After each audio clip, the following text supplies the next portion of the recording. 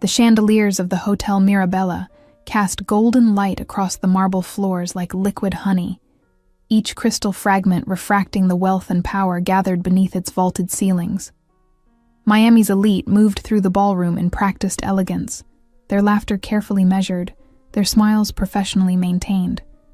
The annual charity gala was less about charity and more about seeing and being seen, about consolidating alliances and displaying dominance in the most civilized of arenas.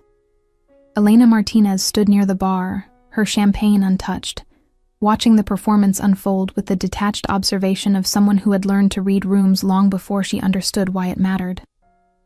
She wore a midnight blue dress that hugged her slender frame with understated sophistication, the fabric catching light as she moved, revealing and concealing in the same breath. Her dark hair fell in loose waves past her shoulders, framing a face that held both vulnerability and something harder, something earned through years of rebuilding what others had broken. At 24, she had learned that beauty could be both weapon and weakness, depending on who wielded it and who perceived it. Tonight, she preferred to be invisible, to complete her duties as Luca Moretti's executive assistant and disappear before the networking became suffocating. 3 years had passed since Adrian had ended their relationship with the casual cruelty of someone discarding a toy that no longer entertained him. 3 years since he had looked at her with those cold blue eyes and explained, as if teaching a slow child, that she simply wasn't ambitious enough, wasn't connected enough, wasn't enough period for the life he intended to build.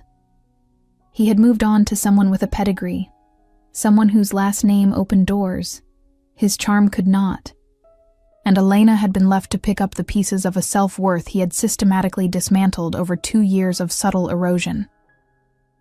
But she had picked them up. She had rebuilt herself in silence, without the dramatic declarations or public processing that so many seemed to require.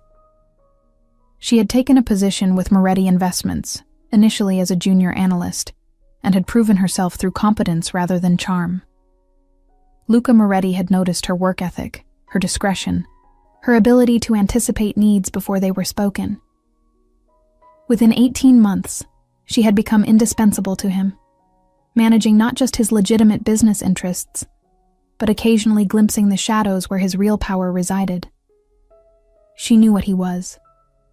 Everyone in Miami with any real awareness knew what Luca Moretti was. But he treated her with a respect Adrian never had, valued her mind as much as her appearance, and paid her enough that she had begun rebuilding not just her confidence, but her independence. The crowd shifted near the entrance, a ripple of attention that signaled someone important had arrived.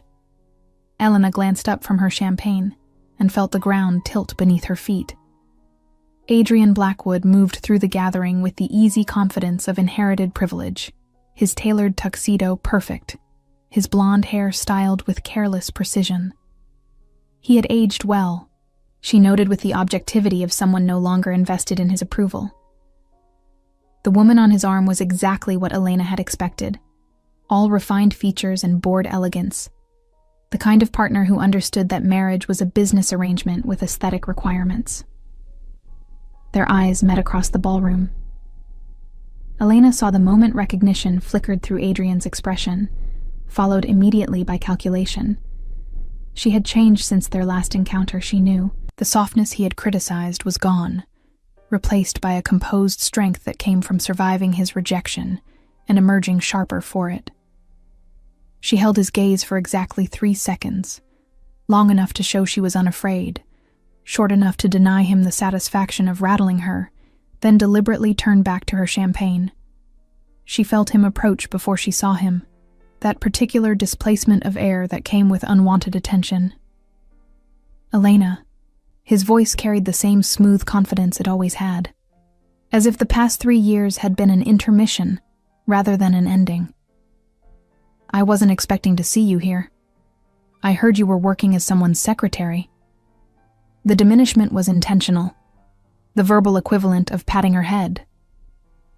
Elena took a slow sip of champagne before responding, using the pause to center herself. Executive assistant to Luca Moretti, she corrected, her voice pleasantly neutral. And you're still collecting wives based on their last names, I see. Adrian's smile tightened at the edges. His companion, who had been examining her manicure with studied disinterest, looked up sharply. "This is Vanessa Ashford Blackwood," Adrian said, the hyphenated name doing exactly the work he intended. "We married last year. Vanessa, this is Elena. I'm sorry, what was your surname again?" Before Elena could respond, she felt a presence materialize at her side, solid and commanding in a way that made Adrian's posturing look like a child playing dress-up. Luca Moretti had moved through the crowd with the silence of a predator, and now he stood close enough that Elena could feel the heat radiating from his body, could smell the expensive cologne that couldn't quite mask something darker, something dangerous beneath the civilized surface. "Martinez," Luca said, his voice carrying the faint accent of his Sicilian heritage. Smooth as aged whiskey, and just as intoxicating. Elena Martinez, though I prefer to think of her as indispensable rather than catalogued by family lineage. His hand settled on Elena's waist with casual possession, the touch burning through the thin fabric of her dress. "Luca Moretti. I don't believe we've met, though I recognize you from the financial papers. Blackwood Properties, correct? Your father's company." The emphasis on father's was subtle but devastating. Adrian's face colored slightly as he registered not just the implicit insult, but the much more pressing reality of who was delivering it. Everyone in Miami knew who Luca Moretti was, and what he was. The man who stood before them now looked like he belonged in the ballroom, his tailored black suit perfectly cut to his muscular frame, his dark hair styled back from a face that could have belonged to a Renaissance sculpture, if not for the cold intelligence in his dark eyes and the ink that marked his skin in deliberate patterns. A dragon's tail curled from beneath his collar, visible where he had left the top 2 buttons of his shirt open in calculated disregard for formality. His left hand, which now held Elena against him, bore rings that caught the light, silver and onyx, chosen for impact rather than ostentation. "Mr. Moretti," Adrian said, recovering his composure with visible effort. "Of course. Your reputation precedes you." "I'm certain it does." Luca's smile was all edges, nothing warm in it. "Elena was just telling me about an old acquaintance who once made the mistake of underestimating her value. I believe she mentioned he had a talent for making poor investment decisions." His fingers traced a small circle on Elena's hip, the gesture intimate and claiming an equal measure. "I've always believed the best investments are the ones others are too short-sighted to recognize." The ballroom seemed to hold its breath. Conversations nearby had gone quiet, people pretending not to listen while hanging on every word. Vanessa Ashford Blackwood looked between her husband and Luca with the dawning awareness that she was watching a confrontation far more significant than social posturing. Elena stood frozen, her heart hammering against her ribs, caught between the urge to step away from Luca's possessive touch and the darker satisfaction of watching Adrian's confident mask slip. "Elena and I have history," Adrian said, attempting to regain control of the conversation. "I'm glad to see she's landed on her feet, though I'm sure working for you must be." He paused, choosing his words with the care of someone crossing a minefield. "Challenging. Challenging." Luca repeated the word as if tasting it.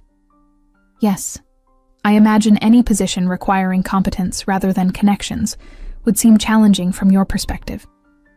He pulled Elena fractionally closer, his body radiating controlled violence despite the civilized setting.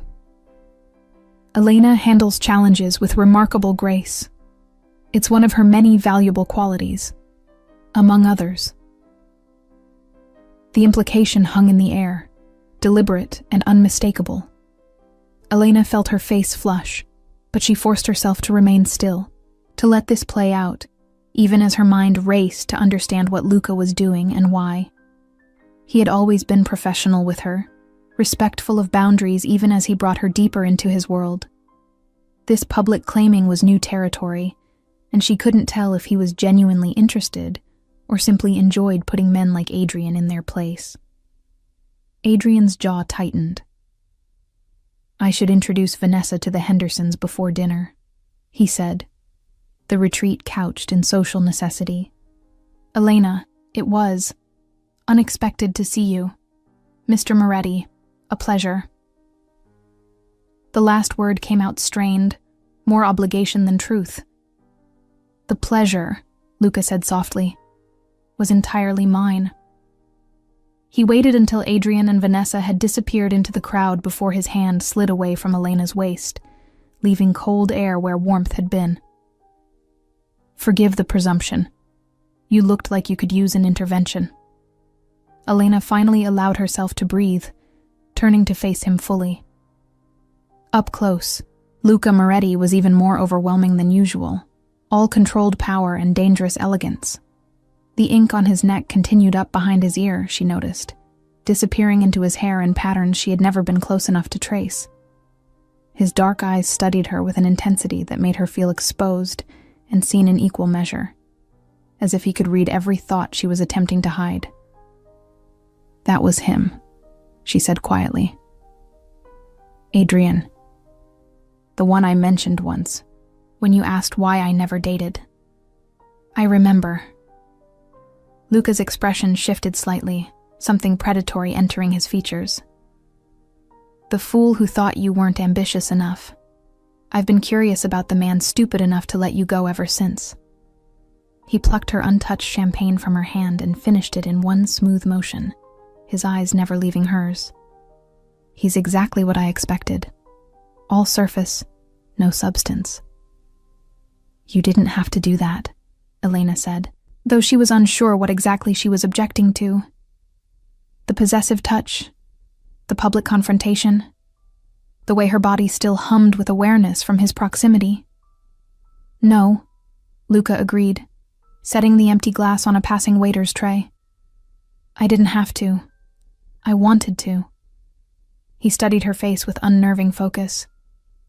"Tell me, Elena, does he still affect you? Does seeing him bring back old feelings?" She considered lying, considered the safe response that would maintain their professional distance. But Luca had always valued honesty from her, even when it was uncomfortable. "He affects me," she admitted. "But not the way you might think. Not with longing or regret. With anger at who I allowed myself to become when I was with him. With satisfaction at who I am now, without him." "Good." The single word carried approval, and something darker. "Then perhaps you'll allow me to continue our performance. I believe your ex-boyfriend is watching from the terrace, and I've always believed in giving an audience what they need to see." He extended his hand to her, palm up, an invitation rather than a demand. "Dance with me, Elena." Let him watch what he was too blind to appreciate. Elena looked at his offered hand, at the silver rings and the subtle scars that marked his knuckles, evidence of a violence his expensive suits couldn't completely disguise.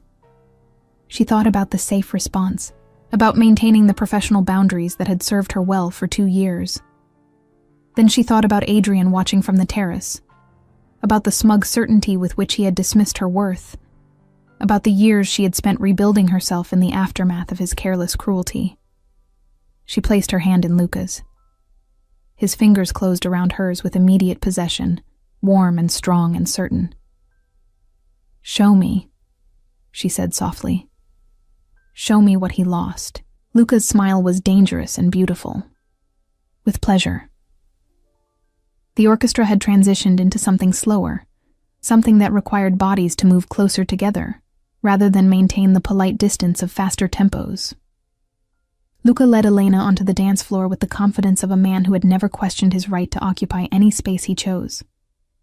Other couples made room instinctively, some recognition of power causing them to drift away like iron filings repelled by a magnet's wrong pole.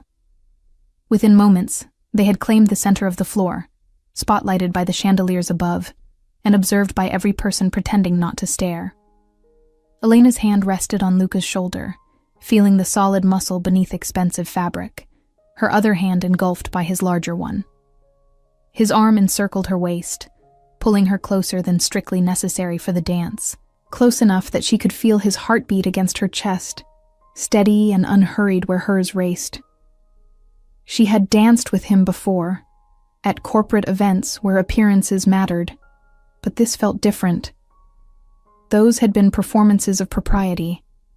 This was something else entirely. "You're tense," Luca observed, his voice pitched low enough that only she could hear. "Relax, Elena. I won't let you fall."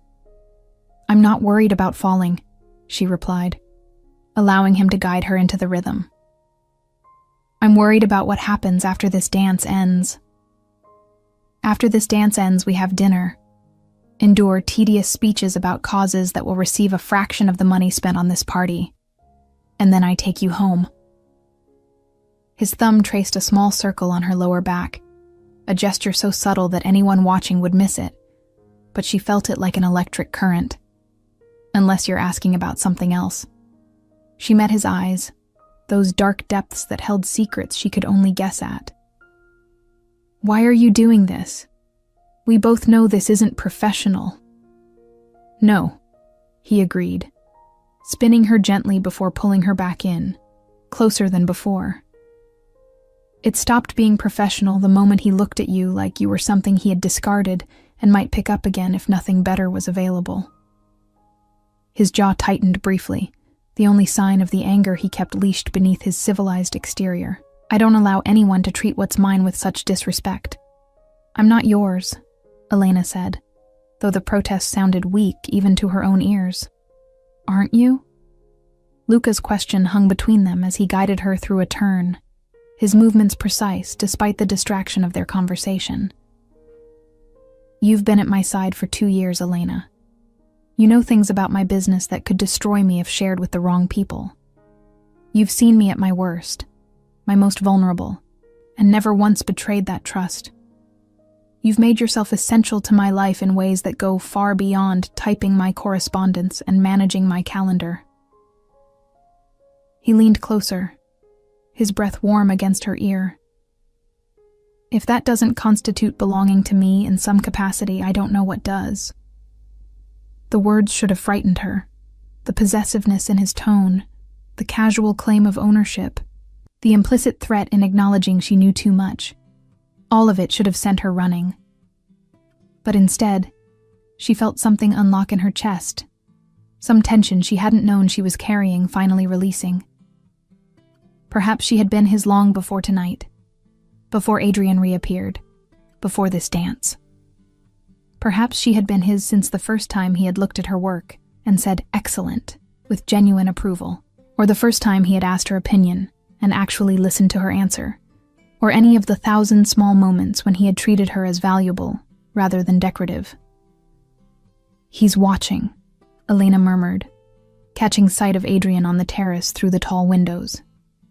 Even from this distance, she could see the rigid set of his shoulders, the way Vanessa stood beside him with her arms crossed, clearly displeased about something. "Good." Luca's hand slid slightly lower on her back, the touch bordering on inappropriate, but not quite crossing the line. "Let him see exactly what he threw away. Let him understand that you're not just surviving without him, you're thriving in ways he can't comprehend." "And what about after tonight?"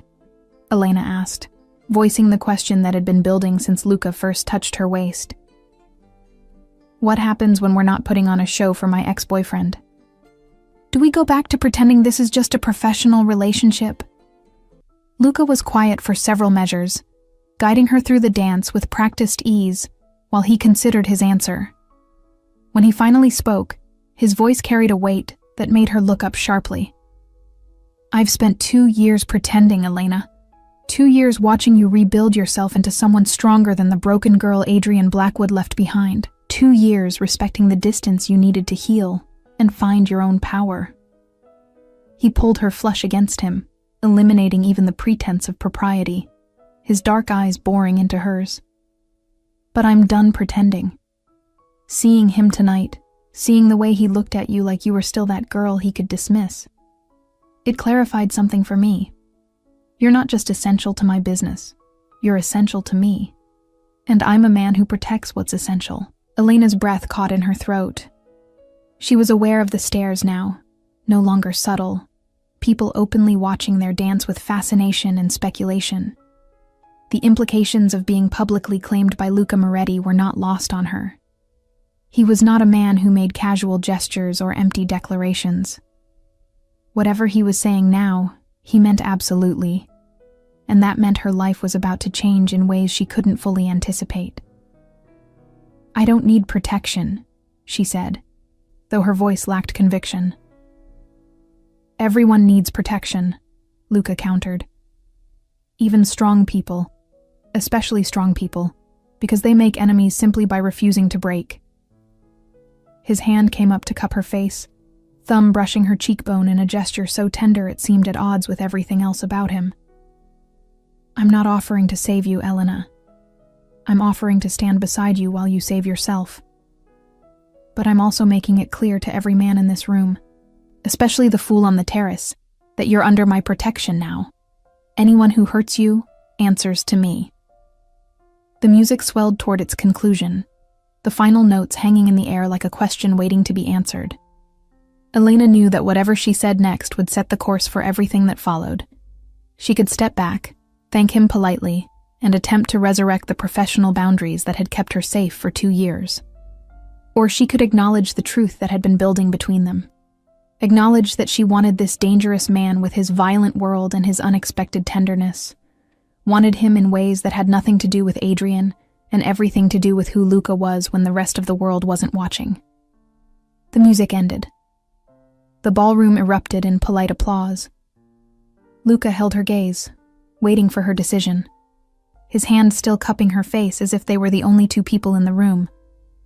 Through the windows, Elena could see Adrian watching, his face tight with an emotion she couldn't quite read, but suspected was rage tinged with regret. "Show me," Elena whispered, repeating her earlier words but with different meaning now. "Show him what he lost. Show everyone what it means to be yours." Something fierce and triumphant flared in Luca's eyes. Without warning, he pulled her against him and captured her mouth with his, kissing her with a possessiveness that stole her breath and her balance.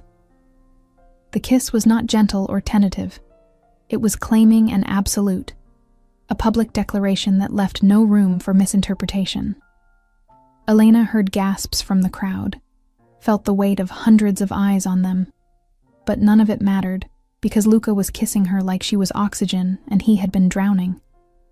Her hands fisted in his shirt, pulling him closer, even as he dominated the kiss. With skill that spoke of experience she suddenly desperately wanted to be the beneficiary of. His tongue swept into her mouth with devastating precision, and she responded with a hunger that surprised them both. The world narrowed to the points where their bodies connected. His hand in her hair, her fingers gripping his shirt, his arm banded across her back, her lips moving against his with desperate need. When he finally pulled back, they were both breathing hard, and the ballroom had gone completely silent. Luca kept her pressed against him, his forehead resting against hers as he caught his breath. Then he turned his head slightly, just enough to see Adrian through the windows, and his expression shifted into something cold and satisfied. He leaned close to Elena's ear, his voice pitched to carry just far enough that the people nearest them would hear, knowing those whispers would spread through the room like wildfire. "Let him watch what he lost," Luca said, the words a dark promise. Let him spend the rest of his life knowing he had something precious and was too stupid to keep it. Elena felt something shift inside her chest, some final piece of her healing clicking into place. She had spent 3 years trying to prove to herself that she was worth more than Adrian's dismissal. But in this moment, with Luca Moretti claiming her in front of Miami's elite, she realized she had been seeking validation in the wrong place. She didn't need Adrian to regret losing her. She needed herself to stop mourning someone who had never deserved her in the first place. "I'm done looking back," she said softly, for Luca's ears alone. "If we're doing this, I'm all in. But I need to know what this is, what you want from me." Luca pulled back enough to see her face. his thumb tracing her swollen lower lip with devastating focus. "Everything," he said simply. "I want everything you're willing to give me, and I'll give you everything in return. My protection, my loyalty, my truth, even the parts that should frighten you. Because you've already seen the shadows I live in, Elena, and you've never flinched. You've never judged.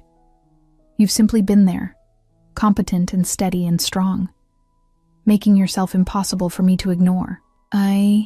Your world is dangerous," Elena said, needing to voice this truth before they went further.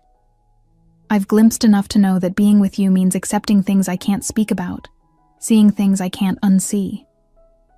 "Yes." He offered no false reassurances, no promises that he would keep her separate from the darkness. "But you've been walking in that world for 2 years already, handling my legitimate business while knowing exactly what funds those enterprises. The only thing that's changing is that now, when I deal with threats, you'll know that some of those threats might be directed at you because of your association with me." His hand tightened in her hair, not painful, but possessive. "And you'll know that I will burn this city to ash before I let anyone hurt you. Is that something you can accept?" Elena thought about the safe life she could have chosen. The stable corporate job with a man who treated her as an interchangeable employee.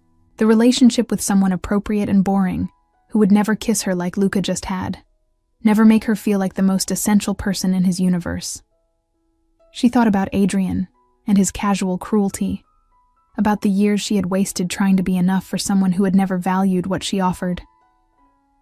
Then she looked at Luca Moretti, this dangerous, beautiful man who ruled the underworld and somehow saw her as precious, and made her choice.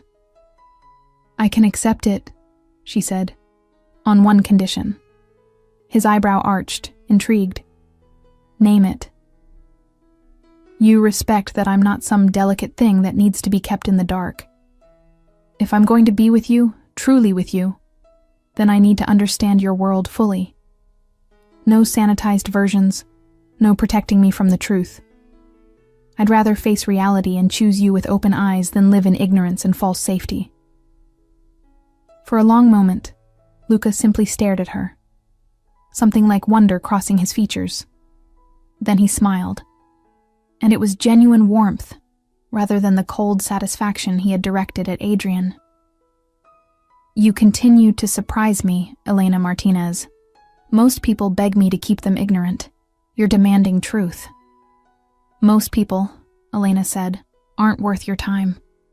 "No," Luca agreed, pulling her in for another kiss, this one softer but no less possessive. "They're not." When he released her, he kept her hand in his, turning to face the watching crowd with deliberate challenge. "Shall we give them something else to talk about? I believe dinner is about to be served, and I find I'm suddenly very hungry." As they walked off the dance floor together, Elena caught sight of their reflection in one of the tall mirrors that lined the ballroom. They looked devastating together, she had to admit. Her dark hair and midnight dress a perfect counterpoint to his dark suit and dangerous elegance. Their bodies moving in sync, like they had been designed to fit together. She looked powerful beside him, not diminished but amplified, her own strength complementing his rather than being overshadowed by it. Behind them, the ballroom erupted into furious whispers, speculation spreading like wildfire. Elena knew that by tomorrow, everyone in Miami would know that Luca Moretti had publicly claimed someone, something he had never done before. The implications would ripple outward, affecting business and social dynamics in ways she couldn't fully predict. She had just painted a target on her own back by associating herself so publicly with him. But as Luca guided her toward their table, his hand warm and solid in hers, Elena found she didn't care about the whispers or the implications, or even the danger. For the first time in 3 years, she felt alive rather than simply surviving. Whatever came next, whatever price this choice carried, she would face it with eyes wide open and this dangerous man at her side.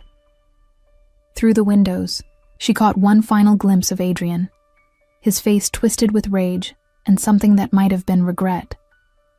Vanessa was already stalking away from him, clearly done with whatever scene he was creating. Elena felt a flash of satisfaction, sharp and sweet. But then Luca leaned close and whispered something darkly humorous in her ear, and she forgot about Adrian entirely. Some chapters of her life were finally, definitively closed, and some chapters were just beginning. Dinner passed in a haze of awareness, each course served and consumed, while Elena tried to process the seismic shift her life had just undergone. Luca kept her close throughout the meal, his hand finding hers under the table, his attention divided between the tedious conversation at their table and the much more interesting conversation his touch conducted against her skin. She was seated between him and Marcus Chen, one of Luca's business associates, a man whose legitimate investments in real estate masked less legitimate interests that Elena had learned not to ask about directly. "You've caused quite a stir tonight," Marcus observed quietly, his tone carefully neutral. He was one of the few people in Luca's orbit who treated Elena as an equal, rather than an ornament. "People are wondering if they should be sending congratulations or condolences." "Both, probably," Elena replied, managing a smile despite her racing thoughts. "Congratulations that I've apparently landed one of Miami's most eligible bachelors. Condolences that said bachelor comes with complications that make Game of Thrones look simple." Marcus barked a laugh, drawing attention from nearby tables. "I like her," he said to Luca, who had been talking to someone else but was clearly monitoring their conversation. "She's got humor about the situation. That's rare in our world." "She's got a lot of qualities that are rare," Luca said, his dark eyes settling on Elena with an intensity that made her skin warm. "Including the good sense to know exactly what she's getting into and choose it anyway." "Bold," Marcus acknowledged.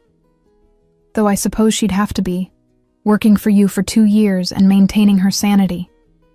Most of your assistants don't last 6 months before they realize you're more demanding than they anticipated." "Elena isn't most assistants," Luca said simply, as if that explained everything. Perhaps it did. The speeches began, the obligatory addresses from charity organizers and major donors, all carefully crafted to tug at heartstrings while celebrating the generosity of people who spent more on single evenings than many families saw in years. Elena had attended enough of these events to recognize the performance, the way guilt and pride were weaponized to extract donations.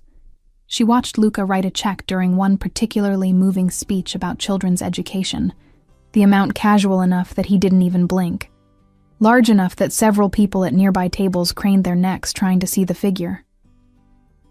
"Do you actually care about literacy programs?" Elena murmured. "Or is this just the price of admission to these circles?" "Both," Luca admitted. "I care because education is the only legitimate way out of the life I was born into, even if I chose to return to that world on my own terms as an adult, and it's absolutely the price of admission.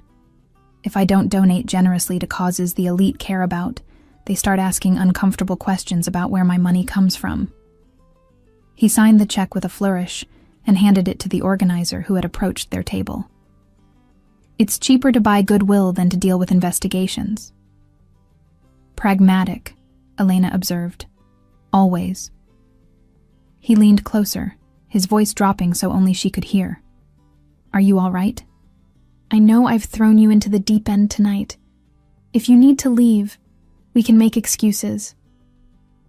Elena considered the offer, touched by his unexpected consideration. The old her, the girl Adrian had shaped into something anxious and uncertain, would have jumped at the escape route. But the woman she had become, the one who had survived and rebuilt and emerged stronger, wasn't interested in running. "I'm fine," she said, meeting his eyes. "Nervous, maybe, aware that everyone is watching us and speculating, but not fragile. I don't break easily anymore." Something fierce flashed in Luca's expression, approval and desire tangled together. "No," he agreed. "You don't. But knowing you're strong doesn't mean I won't destroy anyone who tries to test that strength." The casual violence in his tone should have been frightening. Instead, Elena felt protected in a way she hadn't experienced before. Adrian had claimed to care for her, but his version of care had been conditional, dependent on her meeting his standards and never embarrassing him. Luca's protection was absolute, unconditional, and probably illegal in several ways she didn't want to examine too closely. "Elena." The voice came from behind them, familiar and unwelcome. Adrian had apparently decided that Luca's public claiming wasn't sufficient deterrent to approach their table. He stood at a distance that was trying to seem casual, but telegraphed his nervousness, Vanessa conspicuously absent. "Could I speak with you privately for a moment?" Before Elena could respond, Luca's hand closed around her thigh under the table, possessive and warning. "Anything you need to say to Elena can be said here," he said, his tone pleasant in the way that dangerous men could sound pleasant while making threats. "In front of me." Adrian's jaw tightened.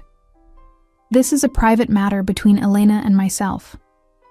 Our history—" "Your history," Luca interrupted, still in that pleasantly deadly tone, "ended 3 years ago when you made the catastrophic error of deciding Elena wasn't worth your time.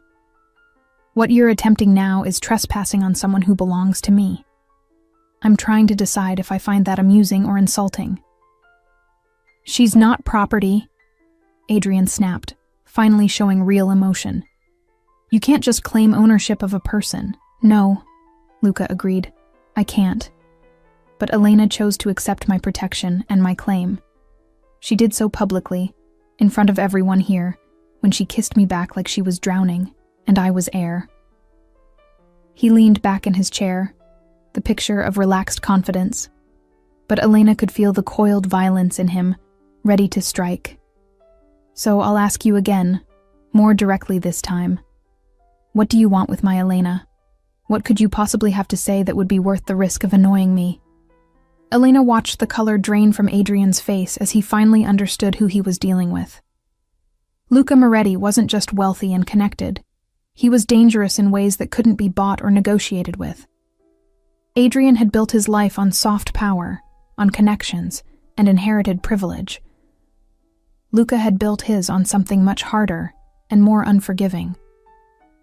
"I wanted to apologize," Adrian said finally, the words clearly costing him something, "for how things ended between us. I was young and stupid, and I made a mistake letting you go."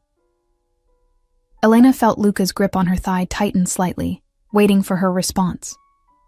She could feel the attention of nearby tables, no longer even pretending not to listen.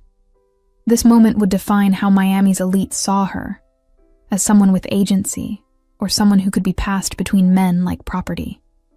"You're apologizing," Elena said slowly, "because you see me with someone powerful, and you're worried you made a strategic error. Not because you hurt me. Not because you spent 2 years systematically destroying my confidence and then discarded me like I was nothing. But because I ended up somewhere you didn't expect, with someone you can't compete with." She stood, forcing Adrian to step back, Luca rising smoothly beside her. "Your apology is 3 years too late and motivated by all the wrong reasons. I don't accept it. And I need you to understand something clearly. I'm not with Luca because I needed someone to prove my worth to you.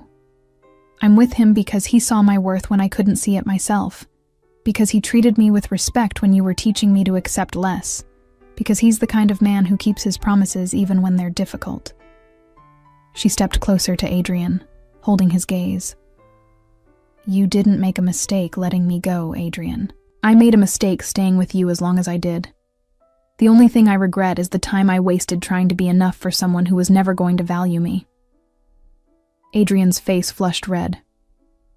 "You think you're better than me now because you're sleeping with—" He didn't finish the sentence. Luca moved with shocking speed for a man his size, his hand closing around Adrian's throat with enough pressure to choke off words but not air.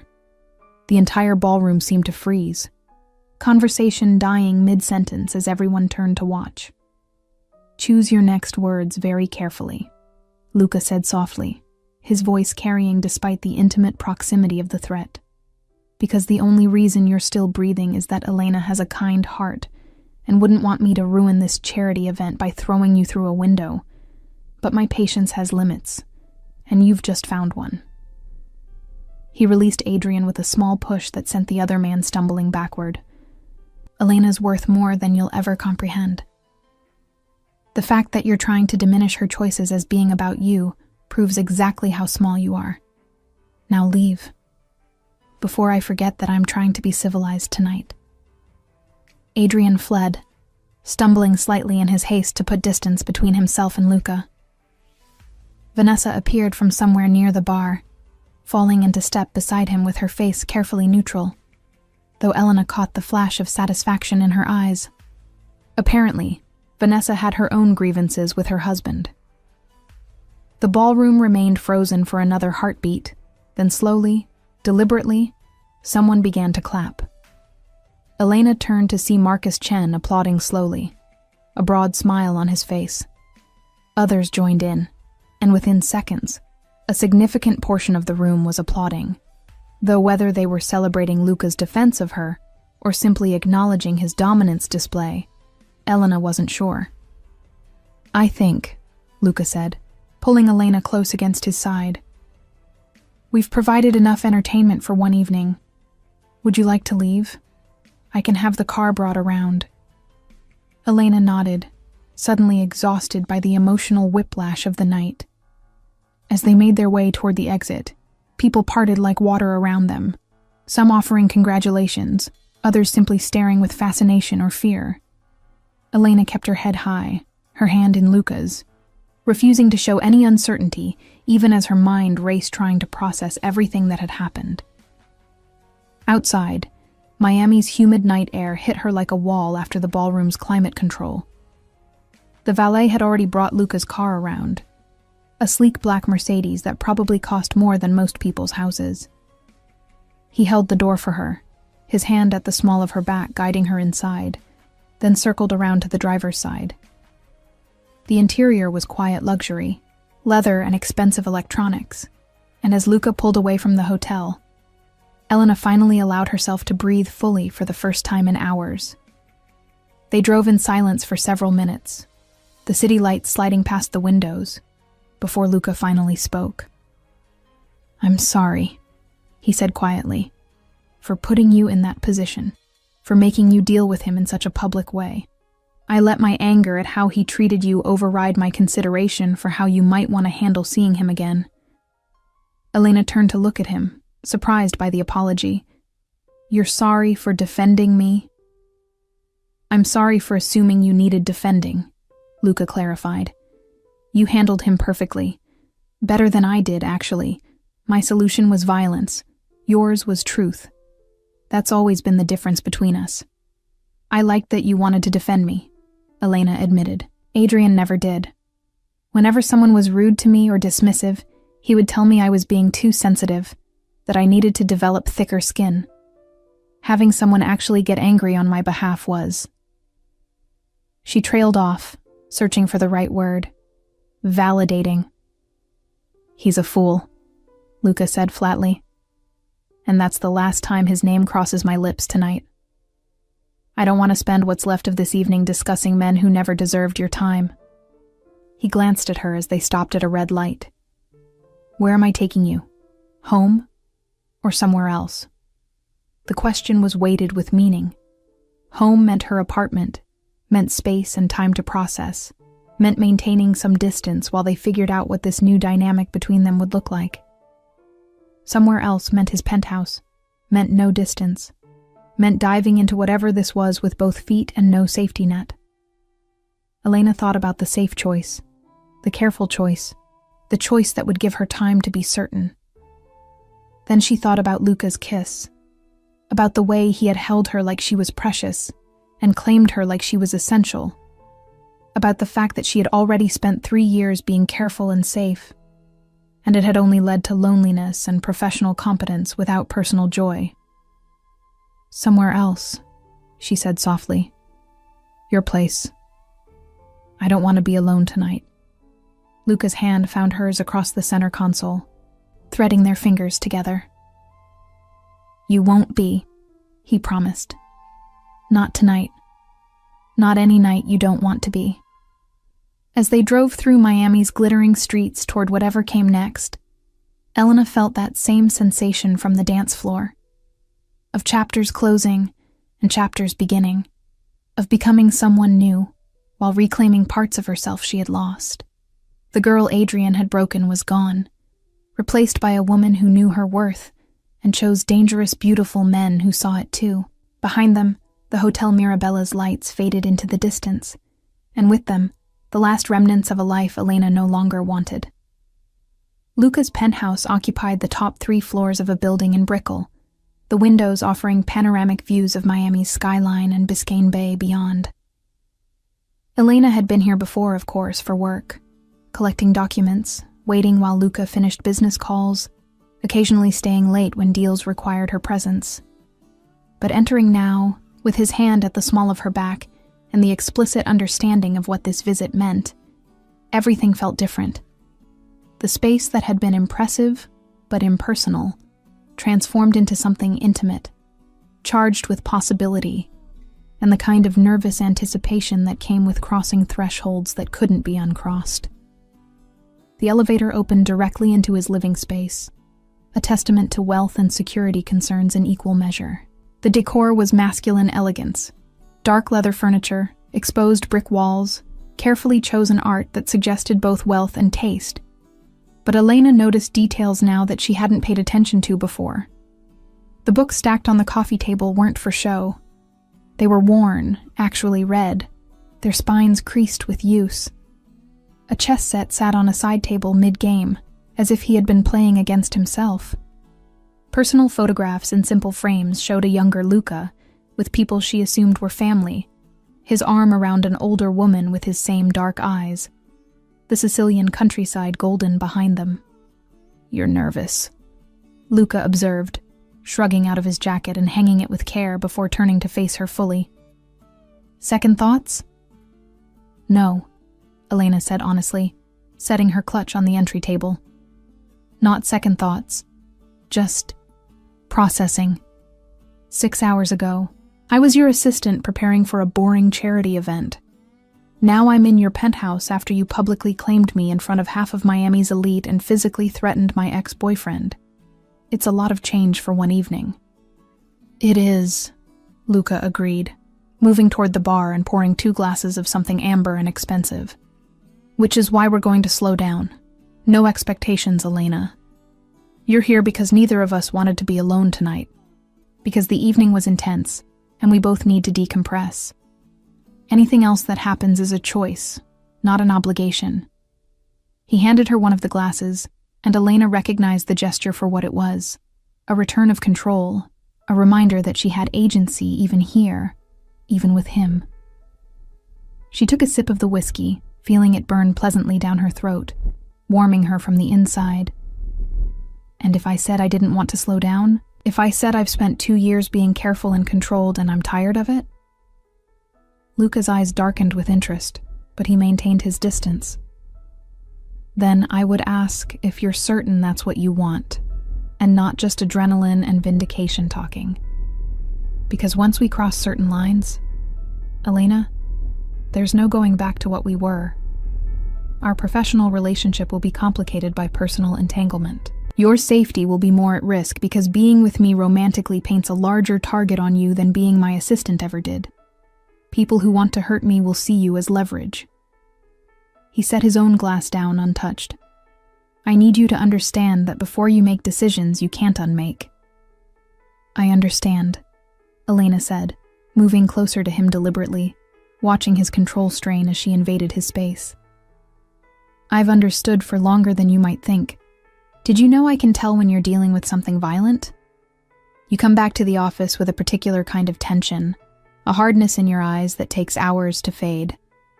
Did you know I've covered for you with legitimate business partners, created alibis without you even asking because I understood instinctively what needed to be protected? I've been complicit in your world for 2 years, Luca. The only thing that's changing is the nature of that complicity." "Elena." Her name came out rough, strained. You don't know what you're asking for. Don't I? She set her own glass down and stepped closer still, close enough to feel the heat radiating from his body. You think I don't understand that being with you means accepting darkness? That sometimes you'll come home with blood under your fingernails that no amount of washing can fully clean? That I'll know things I can never speak about and see things that will give me nightmares? She placed her hand flat against his chest, feeling his heart race beneath her palm. I'm not naive, Luca. I'm just done pretending I want safe and boring when what I actually want is standing right in front of me. For a long moment, Luca stood perfectly still, some internal battle playing out behind his eyes. Then something in him broke, or maybe chose, and he pulled her against him with barely restrained force, his mouth crashing down on hers with the kind of hunger that had been building for far longer than one evening. This kiss was different from the one at the gala, that had been performance and claiming. This was need, raw and desperate. 2 years of professional distance dissolving in the space between one breath and the next. Elena's hands fisted in his shirt, pulling him impossibly closer as his tongue swept into her mouth with devastating skill. He tasted like whiskey and want, and she responded with a hunger that matched his, all the pent-up tension of their careful professional relationship exploding into this moment of permission. His hands roamed her back, finding the zipper of her dress and lowering it with agonizing slowness, his fingers tracing the newly exposed skin with reverent attention. Bedroom, Elena gasped against his mouth, impatient with the slow reveal. No. Luca's voice was rough with desire, but firm with intent. Not bedroom, not for this first time. I've waited too long, watched you too many years, wanted this too much to rush it in the dark. He guided her backward toward the floor-to-ceiling windows, Miami's lights creating a glowing backdrop. I want to see every expression, every reaction. I want you to know exactly who's touching you, who's worshiping you the way you deserve. The dress slipped from her shoulders, pooling at her feet in a whisper of expensive fabric. Elena stood before him in just her heels and undergarments, exposed and vulnerable, but refusing to cover herself, refusing to show uncertainty, even as her heart raced. Luca stepped back, his eyes tracking over her with an intensity that made her skin flush, cataloging every curve and plane like he was memorizing her. Beautiful, he murmured, reaching up to loosen his tie with deliberate slowness. I've imagined this so many times, Elena. But reality is so much better than imagination. The tie joined her dress on the floor, followed by his shirt, revealing the muscular torso she had only glimpsed before, marked with more ink than she had realized. A dragon coiled across his ribs, flames licking up toward his shoulder. Script in Italian wound around his forearm. Each mark told a story she wanted to learn, wanted to trace with her fingers and mouth until she understood every piece of him. She reached for him, but he caught her wrists gently, holding her hands captive. Not yet.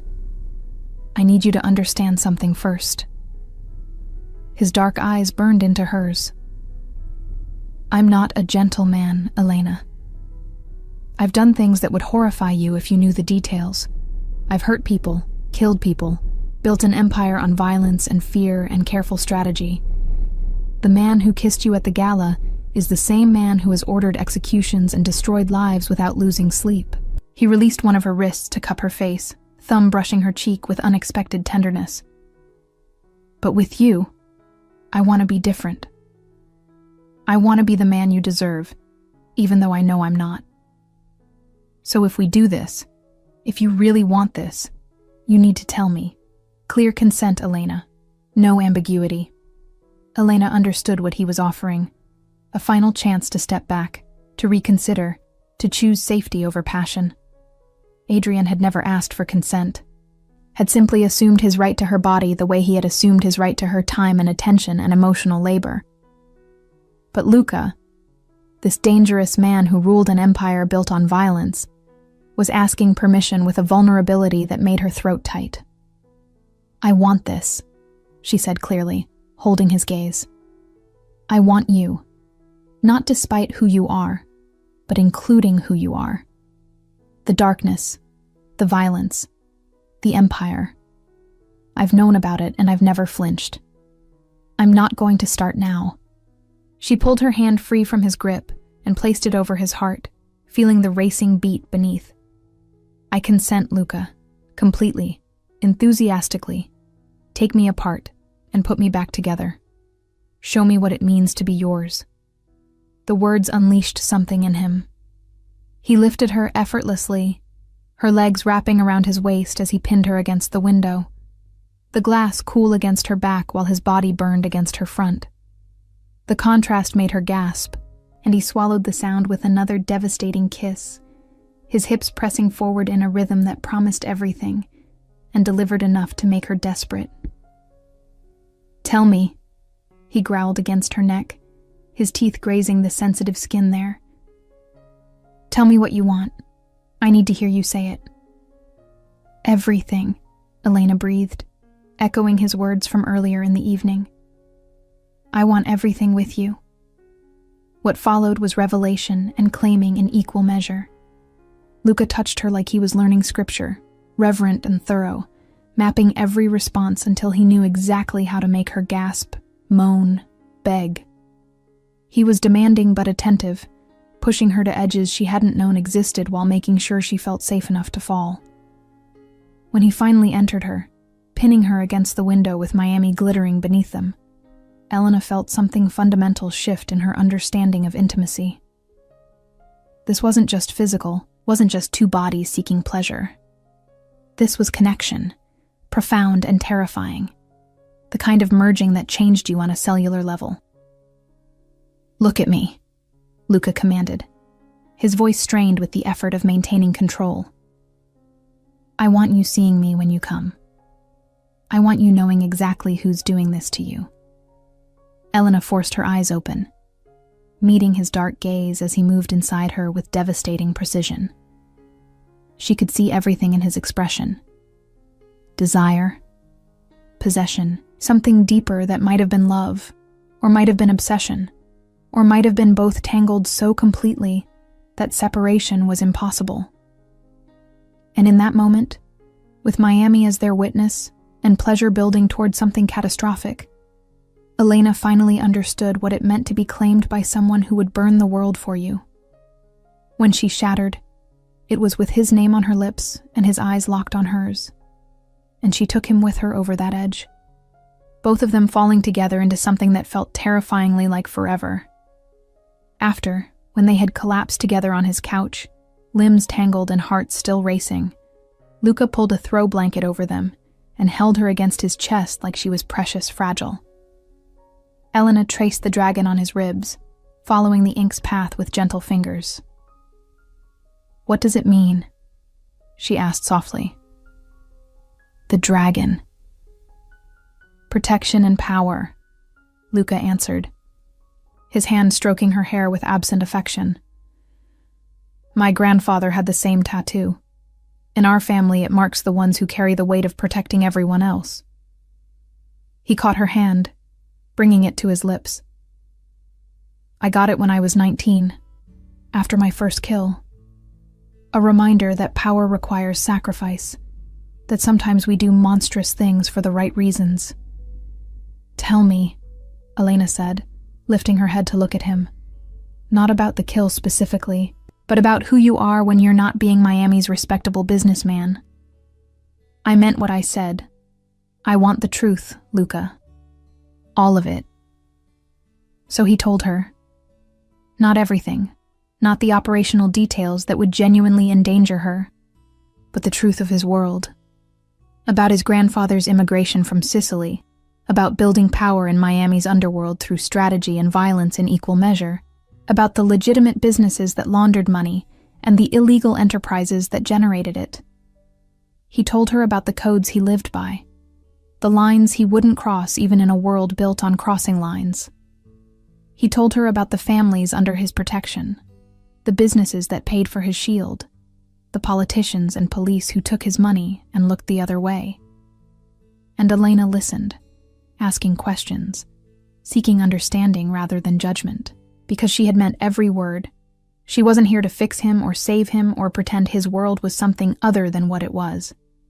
She was here to stand beside him in that world, to be the person he could be honest with when everyone else demanded comfortable lies. "You should be horrified," Luca said finally, studying her face for signs of the disgust or fear he clearly expected.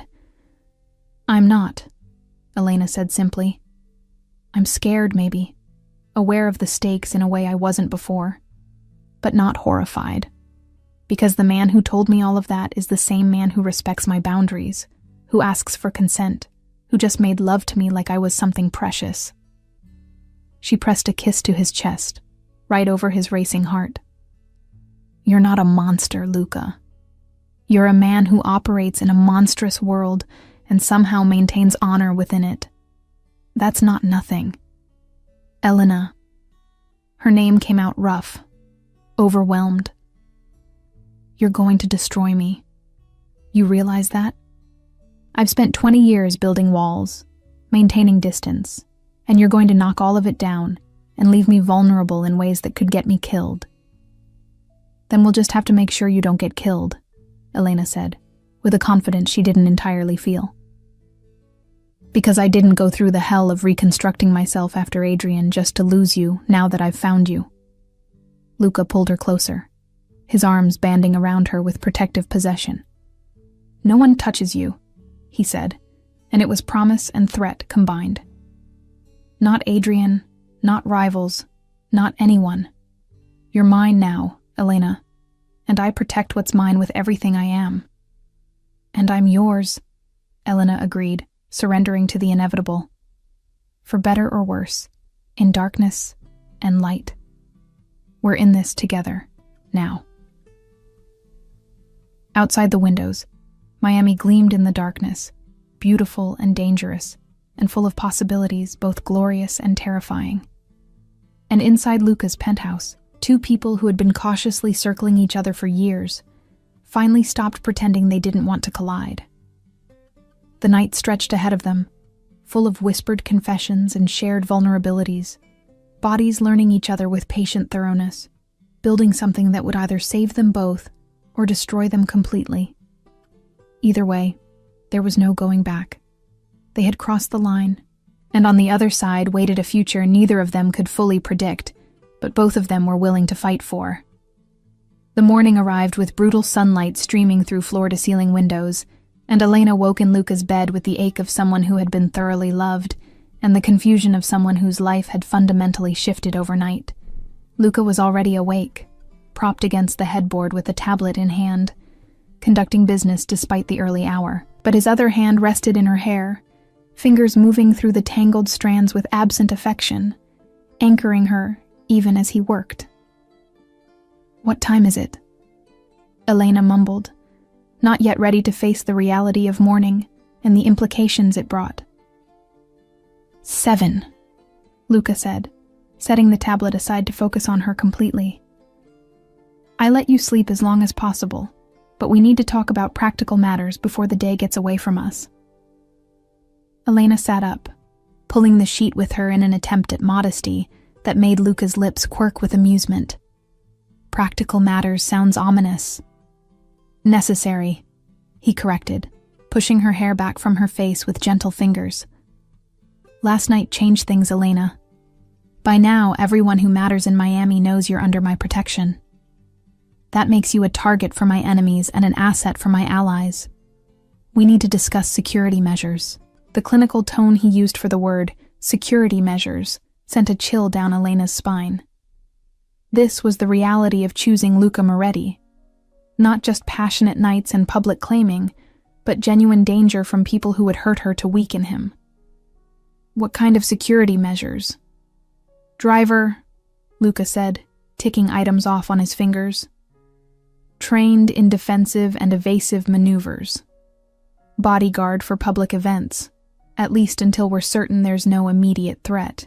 Changes to your apartment's security system or..." He paused, watching her face carefully. "You could move in here. This building has better security than anything else in Miami, and I'd sleep better knowing you were protected." That's fast, Elena said, though she couldn't deny the appeal. We've been officially together for less than 12 hours and you're already asking me to move in. I'm asking you to be safe, Luca corrected, but his voice softened. But yes, it's fast. If you're not ready for that step, I understand. We can upgrade your place instead. I just need you protected, Elena. The people who move in my world don't play by civilized rules. Elena processed this, weighing independence against security, familiar space against the comfort of proximity to Luca. Can I think about it? The moving in part, I mean. I'll accept the security upgrades wherever I'm staying, because I'm not stupid enough to refuse protection when you're telling me I need it. Of course. Relief flashed across Luca's face, as if he had been worried she would reject all of it. There's something else. Your position at the company. People are going to talk, Elena. They're going to assume you slept your way into your job, that everything you've accomplished was because I wanted you in my bed, rather than because of your actual competence. Let them talk, Elena said with more confidence than she felt. I know my worth. You know my worth. Anyone who matters knows I earned my position long before last night happened. Still, Luca pressed, I want to offer you a choice. You can continue as my executive assistant, and we'll deal with the whispers together. Or I can promote you to a different position, put you in charge of one of the legitimate divisions where your talent would be obvious to everyone. Same salary increase you would have gotten anyway, but with a title that makes it clear you're valued for your mind, not your relationship with me. It was a generous offer, Elena recognized, and one that showed Luca understood the professional complications their relationship created. What do you want? She asked. Honestly, which option works better for you? Luca was quiet for a moment, considering. Selfishly, I want you at my side. I want you in my office, handling my schedule, present for meetings, close enough that I can see you throughout the day. But that's about my comfort, not your career. You're better than an assistant position, Elena. You have business instincts I could use in a dozen different capacities. So the real question is, what do you want? Elena thought about it, weighing options and implications. I want to stay your assistant, she said finally. Not because I'm afraid of a bigger role, but because I like being that close to the center of things. I like knowing everything that's happening, being the person you trust with sensitive information. If I take a division role, I'll be more legitimate in others' eyes, but I'll be further from you and from the parts of your business that really matter. She met his eyes steadily. I'm all in, Luca. That means I want to be where the action is, not sequestered in some respectable division managing projects I don't care about. You're sure? Luca pressed. Because once people perceive you as my partner in both senses, they'll start coming to you with requests, trying to use you as leverage to get to me. They'll test you, looking for weakness. Some of my associates aren't kind to women, and they'll resent your influence. Then they'll learn to be kind or face consequences, Elena said with a steel she didn't know she possessed until that moment. I'm not the girl Adrian broke anymore, Luca. I'm the woman you claimed last night. And if that means facing down misogynistic criminals and teaching them to respect me, then that's what I'll do. Pride and concern warred in Luca's expression. You're magnificent, he murmured, pulling her in for a kiss that promised to derail the conversation entirely. But he pulled back with visible effort. But we still need to address the elephant in the room. Adrian. Elena stiffened. What about him? He's not going to let this go, Luca said bluntly. Men like him, entitled, used to getting what they want. They don't handle rejection well. And last night was very public rejection in front of people whose opinions he values. He's going to retaliate somehow. Let him try, Elena said, anger flaring. What's he going to do? He has no power over me anymore. He has connections, Luca countered. And he's stupid enough when injured pride is involved to do something reckless. I'm having him watched, but I need you to be careful. Don't go anywhere alone, especially not places you went together. If he approaches you, don't engage. Call me immediately." The protective intensity in Luca's voice was simultaneously comforting and concerning. "You think he's dangerous, Adrian?" Elena couldn't quite reconcile the image of her ex-boyfriend, all smooth charm and corporate networking, with genuine threat. "I think any man who's been publicly humiliated is potentially dangerous, especially if he has resources and motivation." Luca's expression was serious. "I've seen men do terrible things to women who rejected them, Elena. I won't risk you because we underestimated his capacity for vindictiveness." They were interrupted by Luca's phone buzzing with insistent urgency. He glanced at the screen and his expression darkened. "It's Marcus. I need to take this." Elena nodded, using the privacy to gather her scattered clothes from the night before and retreat to the bathroom. Her reflection in the mirror showed someone who looked thoroughly loved. Kiss-swollen lips, marks on her neck that Luca's mouth had left deliberately visible, her hair a tangle of sex and sleep. She looked different than she had 24 hours ago, she realized. Something in her eyes was fiercer, more certain, like she had found a piece of herself that had been missing and now felt complete. When she emerged, dressed in her rumpled gala outfit and feeling somewhat ridiculous, Luca was waiting with his expression grim. "We have a problem." "What kind of problem?" "The kind where your ex-boyfriend is even stupider than I gave him credit for." Luca showed her his phone, displaying a screenshot Marcus had forwarded. It was a Facebook post from Adrian, carefully worded but clear in its implications. Warnings about Elena being involved with organized crime, suggestions that she was complicit in illegal activities, veiled accusations wrapped in concern-trolling rhetoric. Elena felt her blood run cold. "He's trying to ruin my reputation." "He's trying," Luca agreed. "But he's doing it so clumsily that it's going to backfire spectacularly. Making allegations about me on social media is the fastest way to learn why people fear me." His voice had gone cold, the warmth he showed her replaced by something harder. "I need to handle this, Elena. But I need you to understand what handling this means." "Will you hurt him?" Elena asked, surprised by how little the prospect bothered her. "Not permanently," Luca said. "Not unless he escalates. But I will make it very clear that coming after you was a mistake he'll regret for however long I allow him to keep regretting things." He cupped her face, his thumb brushing her cheek. "This is what I meant last night. Being with me means witnessing consequences. It means knowing I will do violent, illegal things to protect you. Can you live with that?" Elena thought about Adrian's smug face as he had approached their table, the entitlement in his voice as he had tried to diminish her choices.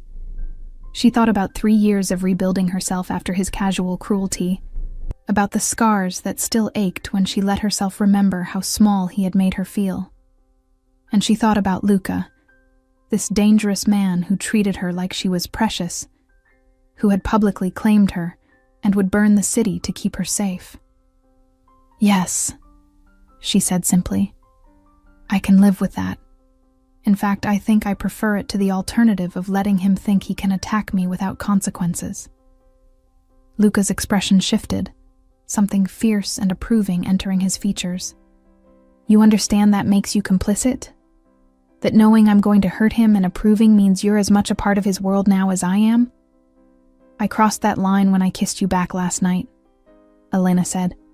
"When I came here knowing what you are and what being with you would mean. I'm not innocent anymore, Luca, and I'm okay with that.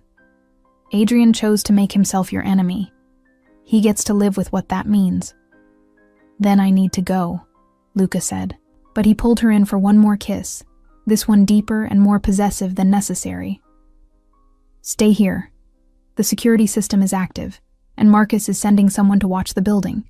I'll have clothes and toiletries brought up for you. Make yourself comfortable. This might take a few hours. Be careful, Elena said, surprised by how much she meant it, how quickly he had become essential to her sense of safety. Always. He kissed her forehead with unexpected tenderness. And Elena, thank you for choosing this, for choosing me, even knowing the cost. After he left, Elena explored the penthouse more thoroughly, finding evidence of the man behind the reputation in unexpected places. The kitchen was well stocked with actual food, not just the expensive wine and takeout containers she might have expected from a bachelor. The bookshelves held an eclectic mix: Italian classics alongside American thriller fiction, books on philosophy next to books on military strategy. A guitar sat in one corner, worn with use, and Elena had a sudden vision of Luca playing late at night when sleep wouldn't come. She was examining a photograph of what appeared to be Luca as a teenager, standing with an older man in front of a Sicilian villa, when her phone buzzed with multiple notifications. Against her better judgment, she checked them. The first was from an unknown number. I'm trying to save you from making a terrible mistake. Call me. Adrian. The second was from her mother. Saw the video from last night. Call me immediately. We need to discuss your choices. The third was from her college roommate. OMG, who is this man and where can I find one? Elena deleted Adrian's message without responding, and decided her mother's concern could wait until she had more emotional bandwidth. But she clicked on the link her roommate had sent, which led to a social media video clearly taken at the gala. It showed Luca kissing her with devastating thoroughness, the entire ballroom watching, followed by his whispered words that the video's creator had somehow captured with remarkable clarity. Let him watch what he lost. The video had thousands of views already, dozens of comments, most of them variations on appreciation for the drama and speculation about Luca's identity. Some comments were less flattering, warnings about his reputation, suggestions that Elena didn't know what she was getting into, moral judgments from people who knew nothing about her or her choices. Elena read through them with detached interest, recognizing that her life had just become public property in ways she hadn't fully anticipated. This was the price of being with someone like Luca. Not just the physical danger, but the scrutiny, the judgment, the loss of privacy that came with dating a man who commanded attention and fear in equal measure. Her phone rang, an unknown number. She almost didn't answer, but something made her pick up. Hello? Elena Martinez? The voice was male, professional, unfamiliar. This is Detective James Morrison with Miami PD. I'd like to ask you a few questions about your relationship with Luca Moretti. Elena's heart stuttered. I'm sorry, Detective, but I have nothing to say to you without my attorney present. Your attorney. The detective's voice carried skepticism. You have an attorney already? That was fast. I work for a prominent businessman, Elena said carefully, remembering every legal drama she had ever watched. Having legal representation is simply prudent. If you'd like to schedule a formal interview, you can contact my lawyer and arrange it. Otherwise, I have nothing more to say. She hung up before he could respond, her hands shaking slightly. This was real. This wasn't just danger from Luca's enemies. This was legal scrutiny, law enforcement interest, the kind of attention that could unravel her entire life if she wasn't careful. When Luca returned 3 hours later, he found Elena curled on his couch with a glass of wine, staring at the Miami skyline without really seeing it. He took one look at her face and moved immediately to her side, pulling her against him without asking what was wrong. Tell me, he said simply. So she did. About the detective's call, about Adrian's message, about the video going viral, and the comments that ranged from supportive to vicious. She told him about the fear that had settled in her chest, the growing awareness that she had stepped into a world much larger and more dangerous than she had fully grasped last night, in the heat of passion and vindication. Luca listened without interrupting, his hand stroking her back with patient comfort. When she finally wound down, he kissed the top of her head and said, "First, I'm calling my attorney immediately. He'll represent you if the police pursue this, and he's the best in Miami at making investigations disappear. Second, Adrian won't be contacting you again. I've made it very clear what will happen if he does." "What did you do?" Elena asked, not entirely sure she wanted to know. "Nothing permanent," Luca assured her.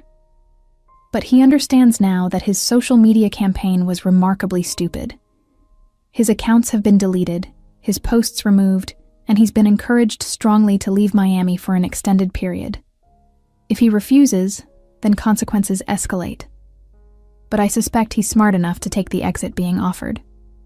"You're sure he'll go?" "I showed him photographs," Luca said flatly. "Photographs of what happens to people who make me truly angry. And I explained that attacking you made me very, very angry. So yes, I'm quite sure he'll go." Elena processed this, the casual violence of it, the efficiency with which Luca had neutralized a threat. She should have felt horror, she thought, should have been disturbed by how easily he could terrorize someone into exile. Instead, she felt safe, protected, like she had finally found someone who would actually keep her secure, rather than just promising to. "I love you," she said suddenly, surprising herself with the declaration. Luca went very still. "Elena, I know it's fast," she continued, the words tumbling out now that she had started. "I know it's probably just adrenaline and intensity and the aftermath of confronting Adrian. But I need you to know. Whatever happens next, however complicated this gets, I love you.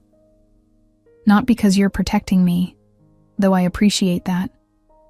Not because you're powerful, or wealthy, or dangerous. But because when I'm with you, I remember who I wanted to be before Adrian convinced me I was worthless.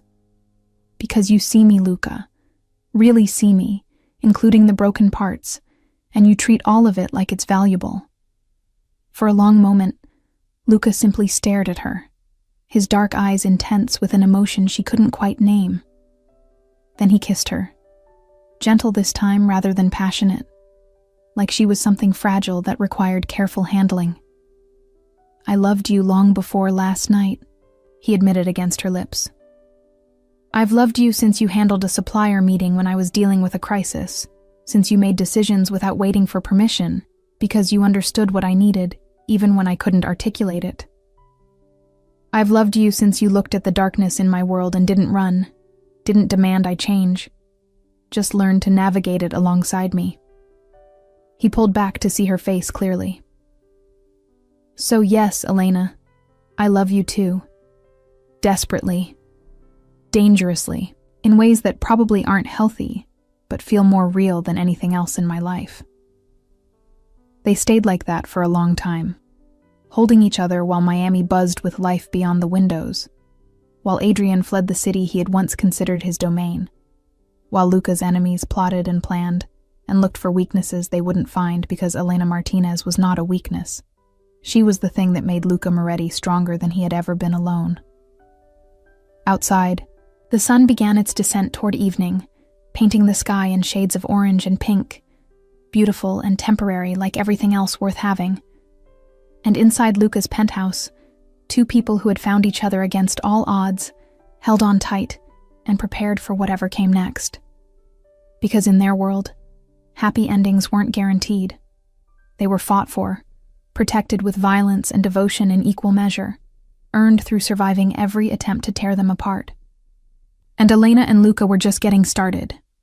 The weeks following the gala fell into a rhythm both exhilarating and exhausting, as Elena navigated her new role as both Luca's professional right hand and his publicly acknowledged partner. The transition wasn't seamless. Some of his associates struggled to accept her authority, testing boundaries until Luca made it painfully clear that disrespecting Elena was equivalent to disrespecting him.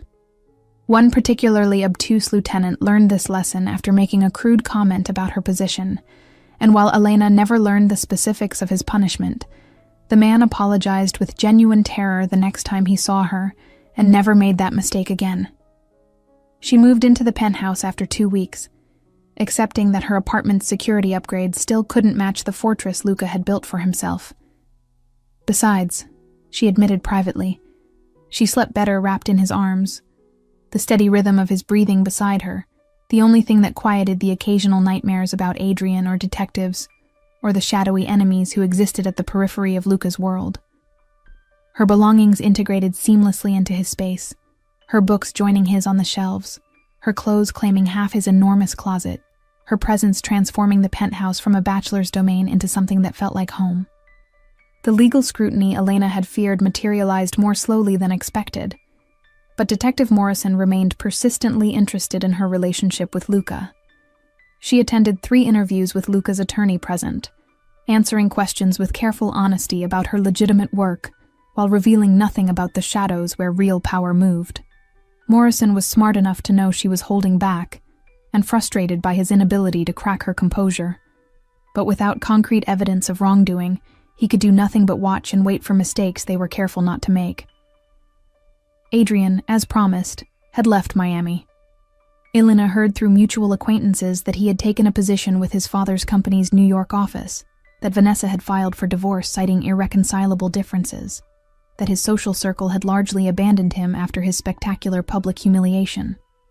She felt no triumph at his downfall, discovering that the vindication she had imagined tasted more like indifference. He had been significant once, had shaped years of her life through his casual cruelty. But now he was simply irrelevant, a footnote in the story of how she had become the woman who stood at Luca Moretti's side without flinching. But Adrian's absence didn't eliminate threats, it simply made room for new ones. 6 weeks after the gala, Elena was working late in Luca's home office, reviewing quarterly reports for one of his legitimate shipping companies, when Luca burst through the door with an urgency that immediately sent her adrenaline spiking. "We need to go," he said without preamble, already pulling her to her feet. "Now, there's been a development." "What kind of development?" Elena asked, abandoning her computer and grabbing her phone. "The kind where a rival decided that since they can't hurt me directly, they'll go after what I value most." His jaw was tight with controlled fury as he guided her toward the private elevator that led to the penthouse's secured garage. "I've got security mobilizing, but until I know how serious the threat is, I'm getting you somewhere safe." They drove through Miami's streets with Marcus at the wheel, Luca making rapid-fire calls in Italian, while Elena tried to calm her racing heart. The something safe turned out to be a heavily guarded estate in Coral Gables, one of several properties Luca maintained for exactly these contingencies. The house was beautiful in that impersonal way of places designed for function rather than living, all clean lines and security features disguised as architectural elements. "How long do I need to stay here?" Elena asked once they were inside, watching through bulletproof windows as armed men positioned themselves around the perimeter. "Until I've dealt with the threat," Luca said, his attention divided between his phone and her face. "A day, maybe 2. Lorenzo Salvatore has decided to make a play for my territory, and he's stupid enough to think threatening you will make me weak." His expression was cold fury, the civilized veneer completely stripped away to reveal the dangerous man beneath. He's about to learn exactly how wrong that assumption is. "Let me stay with you," Elena said impulsively. "I'm safer at your side than hidden away like some fragile thing that needs protecting." No. The word was absolute, non-negotiable. "This is the part where you trust me to handle things, Elena, where you let me do what I do best without worrying that a stray bullet might catch you. I can't be strategic if I'm constantly concerned about your safety. I need you here, secured, so I can focus on making Lorenzo regret ever speaking your name." Elena wanted to argue, to insist on her right to stand beside him in all aspects of his life. But she saw the genuine fear beneath his anger, recognized that her safety was the one thing that could distract him enough to make mistakes. "Promise me you'll come back," she said instead, gripping his shirt with desperate fingers. "Promise me this Lorenzo person doesn't get lucky." "He won't." Luca kissed her with bruising intensity, pouring everything he couldn't say into the contact. I love you too much to die now, when we've barely started building this life together. I'll come back, Elena. I always come back. He left her there with 4 guards, encrypted phones, and instructions to trust no one except Marcus if something went wrong. The next 36 hours were the longest of Elena's life, stretched by uncertainty and the kind of helpless worry that came with loving someone who lived violently.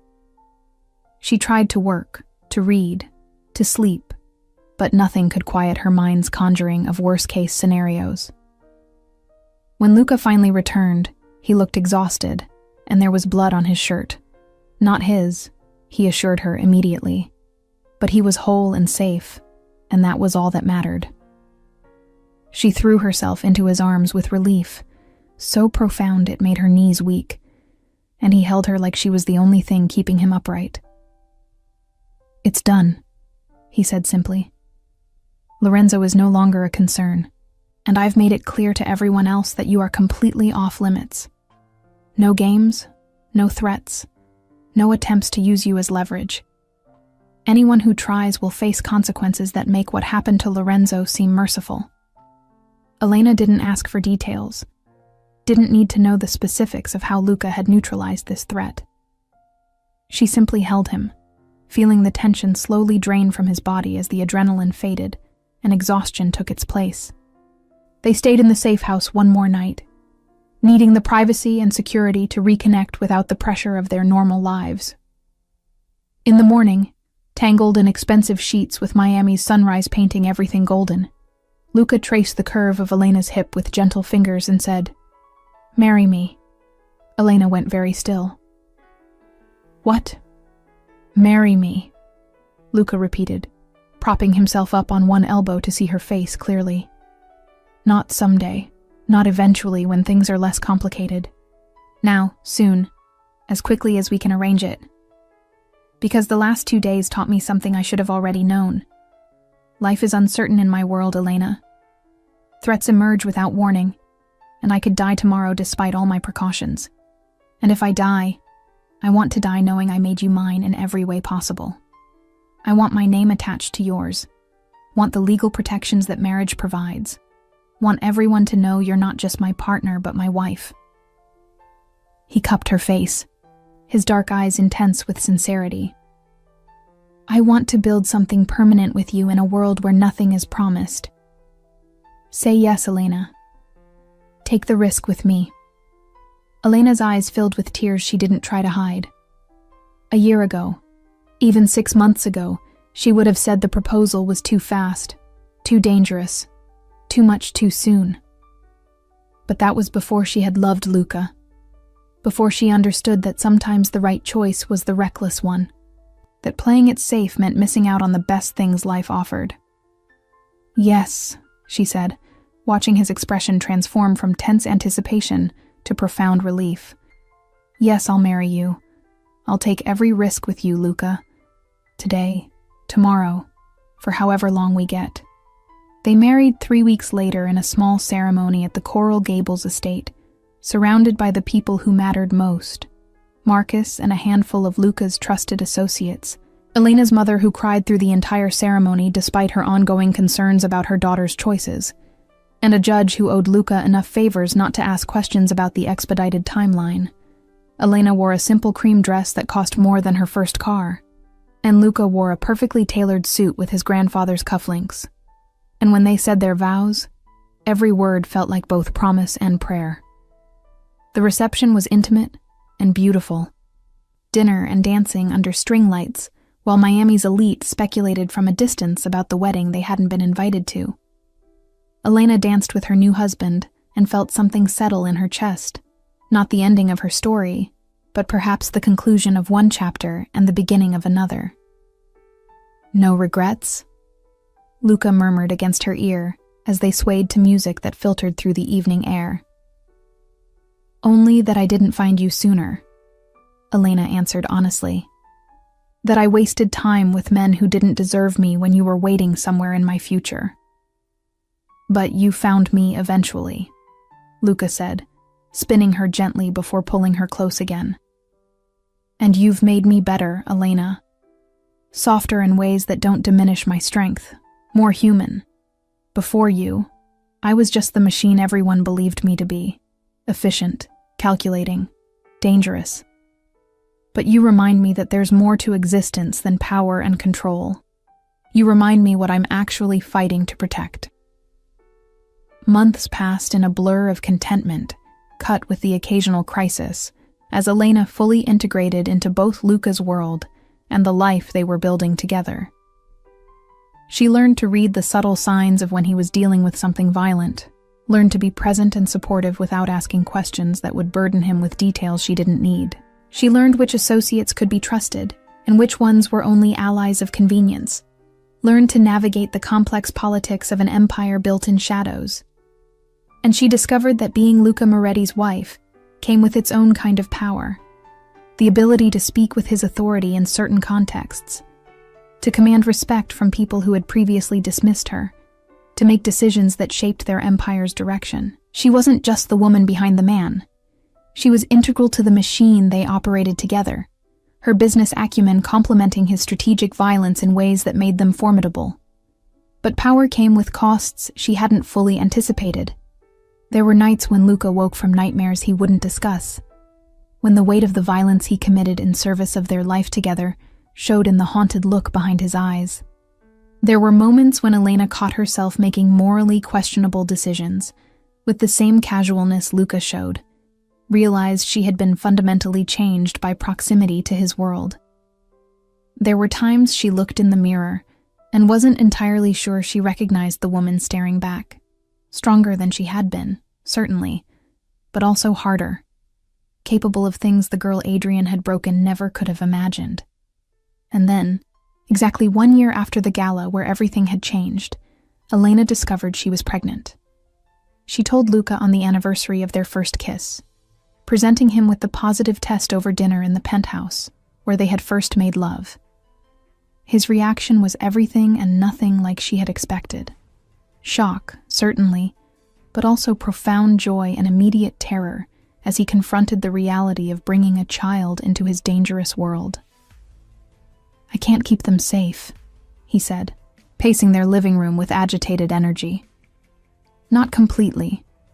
No matter how many precautions we take, no matter how many enemies I eliminate, there will always be threats. And now they'll target our child the way they once targeted you. I've brought you into this world, Elena, and now we're bringing an innocent life into it too. How do we justify that? The same way people have always justified having children in dangerous times," Elena said calmly, placing her hand over the place where their baby grew. "We do the best we can. We love them fiercely. We teach them to be strong and smart and careful, and we trust that the life we can give them, full of love and protection and possibilities, is worth the risks." She moved to him, taking his face in her hands.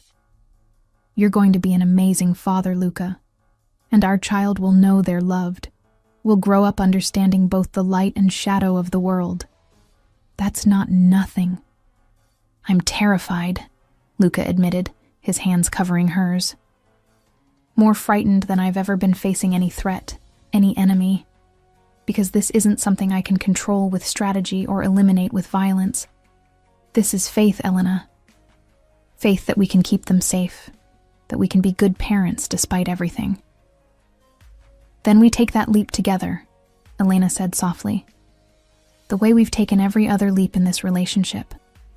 With open eyes and joined hands, knowing we might fail, but trying anyway, because the alternative is living small and safe, and never experiencing this kind of profound joy."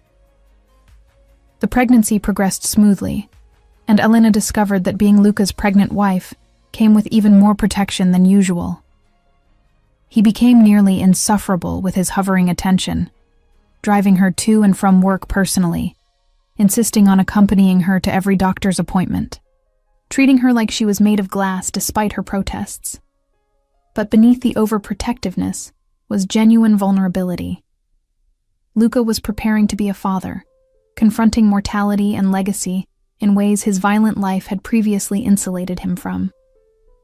The final confrontation came not from enemies within Luca's world, but from the one person Elena had thought was permanently relegated to her past.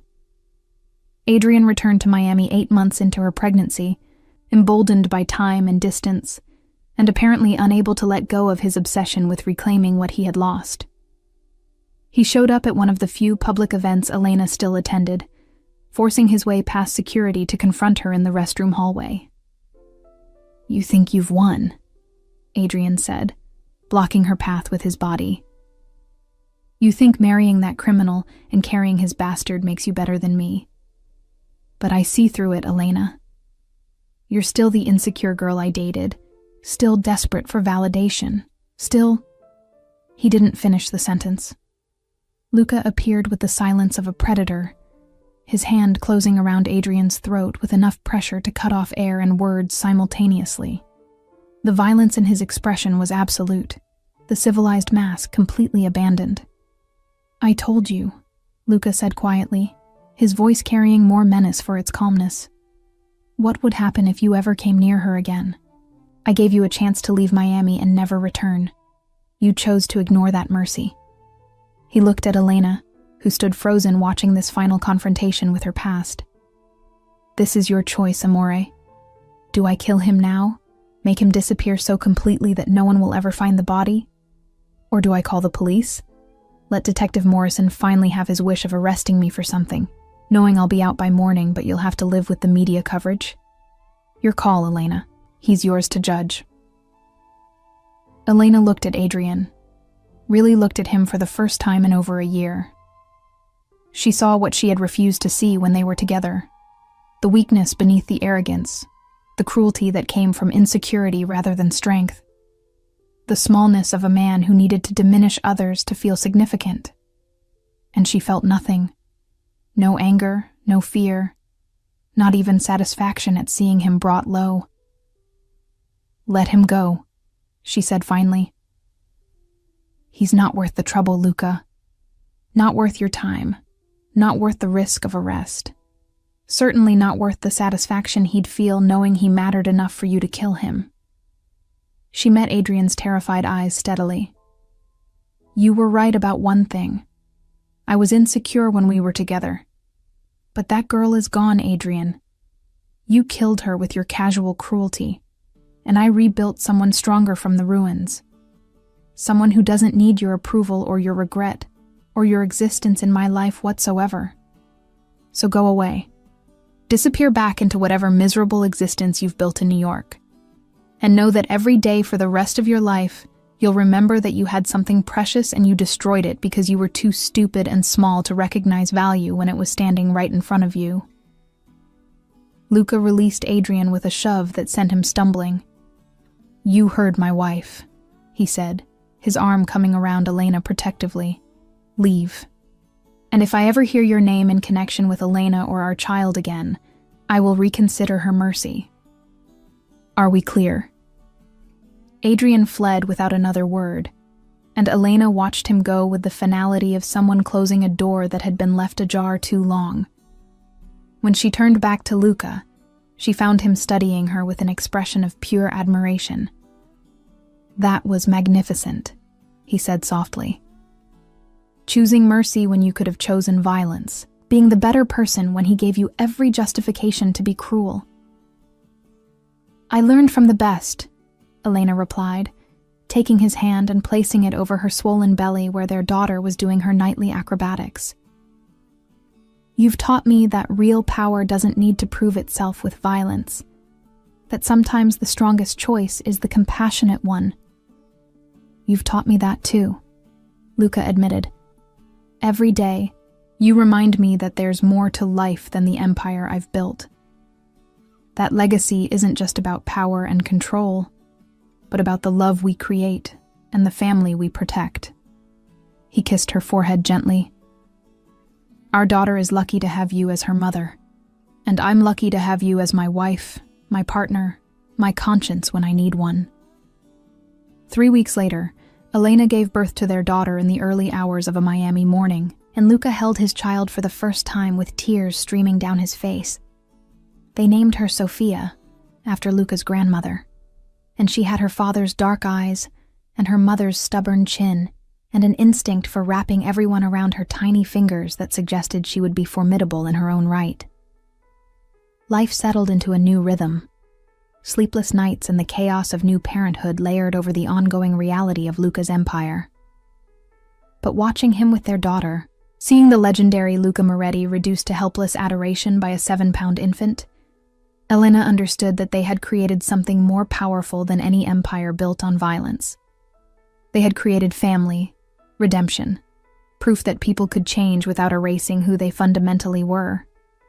On Sophia's first birthday, Elena stood on the penthouse balcony, watching Miami's sunset paint the sky in impossible colors, reflecting on the journey that had brought her here. 2 years since the gala, since Luca had claimed her publicly and whispered words that changed everything. 2 years since she had chosen danger over safety, passion over convenience, the man who saw her worth over the man who had taught her to doubt it. Luca joined her on the balcony. Sophia balanced on his hip, already fighting sleep despite the late hour. "What are you thinking about?" he asked, settling beside her. "Endings and beginnings," Elena said honestly. "How the worst night of my life, running into Adrian, became the catalyst for the best decision I ever made. How choosing you was the most dangerous and most rewarding risk I've ever taken." She looked at their daughter, whose dark curls caught the dying light, and felt her heart expand with love so fierce it was almost painful. How we've built something beautiful in the shadows, something that might not make sense to anyone else, but is absolutely perfect for us. "No regrets?" Luca asked, echoing his question from their wedding day. "None," Elena answered, and meant it completely. "Every choice, every risk, every moment of fear. It was all worth it to get here, to have this life with you." Below them, Miami glittered with its usual electric energy, full of people pursuing their own versions of happiness and power. Somewhere in that sprawling city, Adrian Blackwood was living his diminished life, probably still bitter about the woman who got away. Somewhere, Detective Morrison was still building his case, still hoping to find evidence that would stick. But up here, above it all, the Moretti family stood together watching the sunset, a man who had built an empire on violence but learned gentleness from love. A woman who had been broken but rebuilt herself stronger than before. And a child who represented both their past redemption and their future hope. And when the sun finally dipped below the horizon, painting the sky in final shades of pink and gold, Luca pulled Elena close and whispered against her hair, "Let him watch from wherever he is. Let the whole city watch.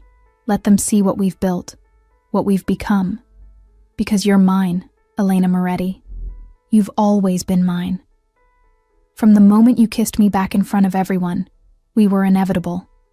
And I will spend every day for the rest of my life proving that choosing me was the best decision you ever made." "You already have," Elena said softly, turning to kiss him as their daughter dozed against his shoulder. "Every single day, you prove it. We prove it. That love can exist in darkness. That redemption is possible even for people who don't deserve it. That sometimes the most beautiful things grow from the most unlikely soil." And there, 3 stories above Miami's glittering streets, as night settled over the city, and their daughter slept the innocent sleep of the protected and loved, Elena and Luca held each other and understood that their story wasn't about a woman kissing a mafia boss for revenge. It was about 2 damaged people finding each other and building something unbreakable from their combined scars.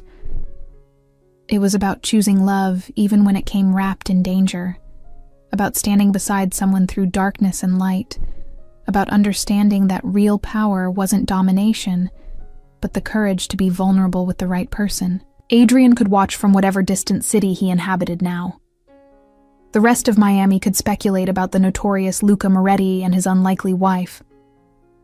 But none of it mattered, because Elena had found what she had been seeking without even knowing she was searching.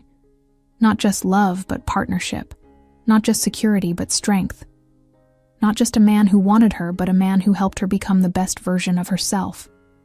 And that, she thought as Luca carried their sleeping daughter inside and then returned to pull Elena into his arms for one more kiss beneath Miami's emerging stars, was worth every risk she had taken, every moment of fear she had endured, every choice that had led her to this moment, this man, this life. She had kissed a mafia boss in front of her ex-boyfriend. He had whispered for him to watch what he had lost, and in doing so, they had both won everything that mattered. The city sparkled below them, indifferent and eternal, and above it, the Morettis stood together, proof that even in a world built on violence and shadows, love could flourish, redemption could occur, and sometimes the most dangerous choice was actually the safest one to make, because being safe meant living small, and Elena Martinez Moretti had learned, through fire and choice and the love of a dangerous man, that she was built for so much more than small. She was built for this, for empire and family, for standing beside someone who ruled the shadows while teaching her daughter to walk in light, for being both soft and strong, vulnerable and fierce. The woman who had been broken and the woman who emerged unbreakable from those fractures. And as Miami's night settled around them and Luca held her like she was the only thing keeping him tethered to humanity, Elena smiled and thought, "Let them watch. Let them all watch what I found when I stopped playing it safe and started choosing joy over security, passion over convenience, love over fear. Let them watch, and let them wonder how someone like her ended up with someone like him. Only they would ever know the truth, that she hadn't ended up with him at all. They had found each other, claimed each other, chosen each other again and again through every challenge and threat and moment of doubt. And they would keep choosing each other, every day, for however long their dangerous, beautiful life allowed. That was their story. That was their truth. That was their forever, hard-won and fiercely protected and absolutely, perfectly theirs.